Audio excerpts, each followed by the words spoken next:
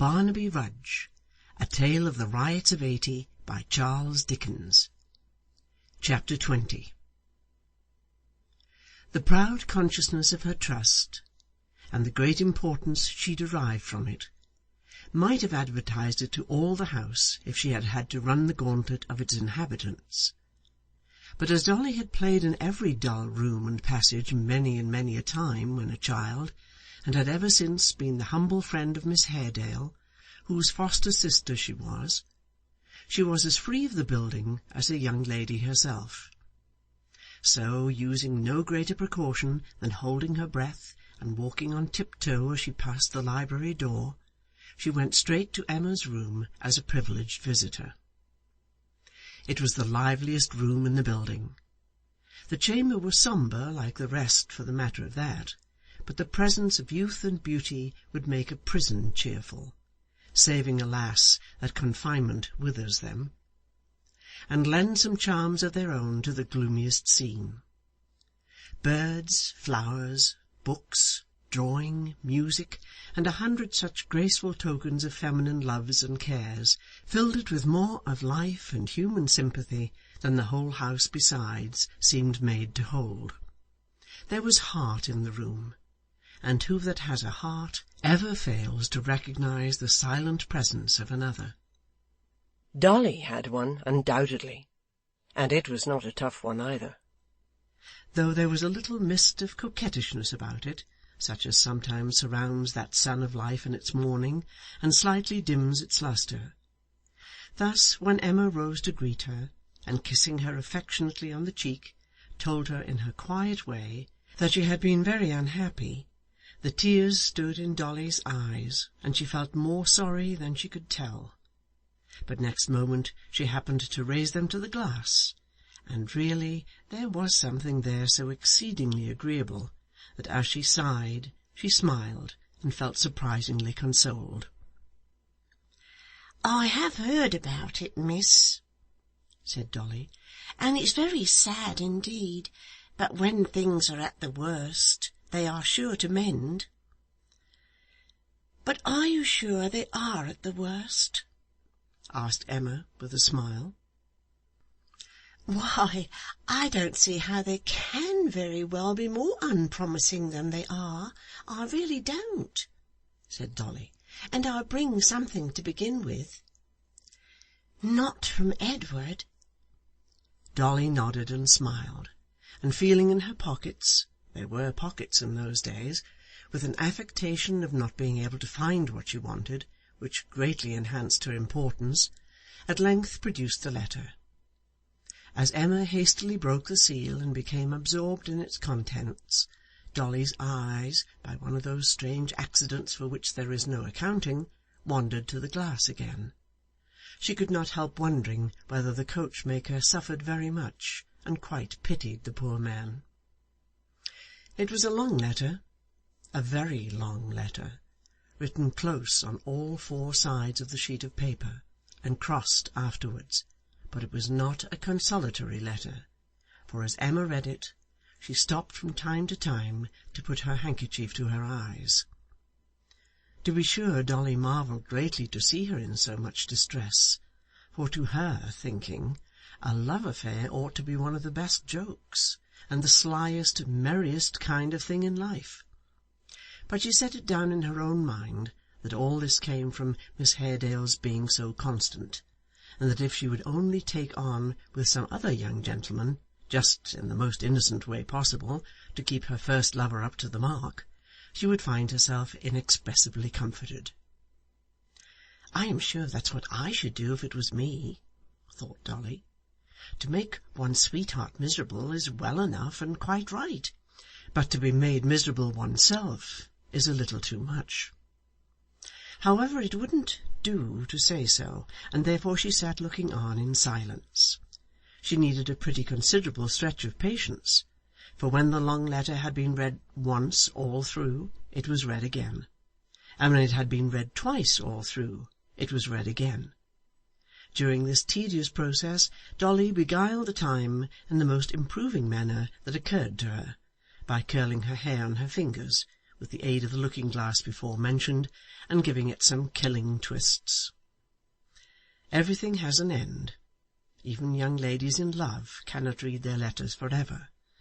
In course of time the packet was folded up, and it only remained to write the answer. But as this promised to be a work of time likewise, Emma said she would put it off until after dinner, and that Dolly must dine with her. As Dolly had made up her mind to do so beforehand, she required very little pressing, and when they had settled this point, they went to walk in the garden. They strolled up and down the terrace walks, talking incessantly, at least Dolly never left off once, and making that quarter of the sad and mournful house quite gay. Not that they talked loudly, or laughed much, but they were both so very handsome, and it was such a breezy day, and their light dresses and dark curls appeared so free and joyous in their abandonment, and Emma was so fair, and Dolly so rosy, and Emma so delicately shaped, and Dolly so plump, and, in short, there are no flowers for any garden like such flowers, let horticulturists say what they may, and both house and garden seemed to know it, and to brighten up sensibly. After this came the dinner and the letter-writing, and some more talking, in the course of which Miss Haredale took occasion to charge upon Dolly certain flirtish and inconstant propensities, which accusations Dolly seemed to think very complimentary indeed, and to be mightily amused with. Finding her quite incorrigible in this respect, Emma suffered her to depart, but not before she had confided to her that important and never sufficiently to be taken care of answer, and endowed her moreover with a pretty little bracelet as a keepsake.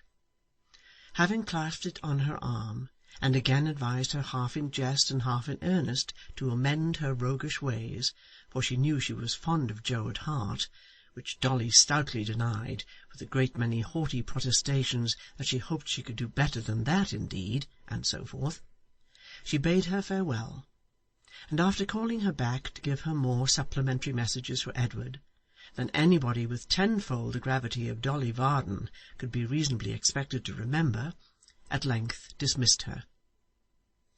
Dolly bade her good-bye, and tripping lightly down the stairs arrived at the dreaded library door, and was about to pass it again on tiptoe when it opened, and behold, there stood Mr Haredale.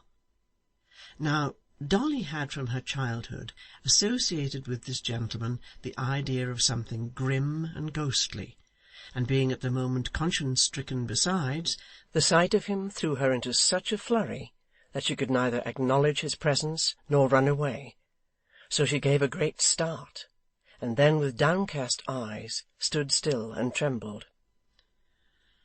"Come here, girl," said Mr Haredale, taking her by the hand. "I want to speak to you." "If you please, sir, I'm in a hurry," faltered Dolly, and you have frightened me by coming so suddenly upon me, sir. I would rather go, sir, if you'll be so good as to let me." "Immediately," said Mr Haredale, who had by this time led her into the room and closed the door. "You shall go directly. You have just left Emma?" "Yes, sir, just this minute. Father's waiting for me, sir, if you please to have the goodness—" "I know, said Mr Haredale. "Answer me a question. What did you bring here to-day?" "Bring here, sir?" faltered Dolly. "You will tell me the truth, I'm sure, yes?" Dolly hesitated for a little while, and somewhat emboldened by his manner, said at last, "Well then, sir, it was a letter." "From Mr Edward Chester, of course, and you are the bearer of the answer?" Dolly hesitated again, and not being able to decide upon any other course of action, burst into tears. "You alarm yourself without cause," said Mr Haredale. "Why are you so foolish? Surely you can answer me. You know that I have but to put the question to Emma, and learn the truth directly. Have you the answer with you?" Dolly had what is popularly called a spirit of her own, and being now fairly at bay, made the best of it. "Yes, sir," she rejoined, trembling and frightened as she was. "Yes, sir, I have. You may kill me if you please, sir, but I won't give it up. I'm very sorry, but I won't. There, sir." "I commend your firmness and your plain speaking," said Mr Haredale. "Rest assured that I have as little desire to take your letter as your life. You are a very discreet messenger, and a good girl." Not feeling quite certain, as she afterwards said, whether he might not be coming over her with these compliments, Dolly kept as far from him as she could, cried again, and resolved to defend her pocket, for the letter was there, to the last extremity. "I have some design," said Mr Haredale, after a short silence, during which a smile, as he regarded her, had struggled through the gloom and melancholy that was natural to his face, "of providing a companion for my niece, for her life is a very lonely one. Would you like the office? You are the oldest friend she has, and the best entitled to it." "I don't know, sir," answered Dolly, not sure but he was bantering her. I can't say. I don't know what they might wish at home. I couldn't give my opinion, sir." "If your friends had no objection, would you have any?" said Mr Haredale. "Come, there's a plain question, and easy to answer." "None at all that I know of, sir," replied Dolly. "I should be very glad to be near Miss Emma, of course, and always am." "That's well," said Mr Haredale. "That is all I had to say. You are anxious to go. Don't let me detain you." Dolly didn't let him, nor did she wait for him to try, for the words had no sooner passed his lips than she was out of the room, out of the house, and in the fields again. The first thing to be done, of course, when she came to herself, and considered what a flurry she had been in, was to cry afresh; and the next thing, when she reflected how well she had got over it, was to laugh heartily. The tears once banished gave place to the smiles, and at last Dolly laughed so much that she was fain to lean against a tree and give vent to her exultation. When she could laugh no longer, and was quite tired, she put her head-dress to rights, dried her eyes, looked back very merrily and triumphantly at the Warren chimneys, which were just visible, and resumed her walk. The twilight had come on, and it was quickly growing dusk, but the path was so familiar to her from frequent traversing that she hardly thought of this, and certainly felt no uneasiness at being left alone. Moreover, there was the bracelet to admire, and when she had given it a good rub, and held it out at arm's length, it sparkled and glittered so beautifully on her wrist that to look at it in every point of view and with every possible turn of the arm was quite an absorbing business. There was the letter too, and it looked so mysterious and knowing, when she took it out of her pocket, and it held, as she knew, so much inside, that to turn it over and over, and think about it, and wonder how it began, and how it ended, and what it said all through, was another matter of constant occupation. Between the bracelet and the letter there was quite enough to do without thinking of anything else, and admiring each by turns, Dolly went on gaily. As she passed through a wicket gate to where the path was narrow and lay between two hedges garnished here and there with trees, she heard a rustling close at hand, which brought her to a sudden stop. She listened. All was very quiet, and she went on again, not absolutely frightened, but a little quicker than before perhaps, and possibly not quite so much at her ease, for a check of that kind is startling. She had no sooner moved on again than she was conscious of the same sound, which was like that of a person tramping stealthily among bushes and brushwood. Looking towards the spot whence it appeared to come, she almost fancied she could make out a crouching figure. She stopped again. All was quiet as before. On she went once more, decidedly faster now, and tried to sing softly to herself. It must be the wind. But how came the wind to blow only when she walked, and cease when she stood still? She stopped involuntarily as she made the reflection, and the rustling noise stopped likewise.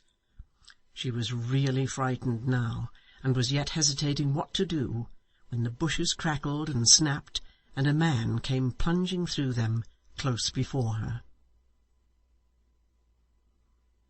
End of chapter 20.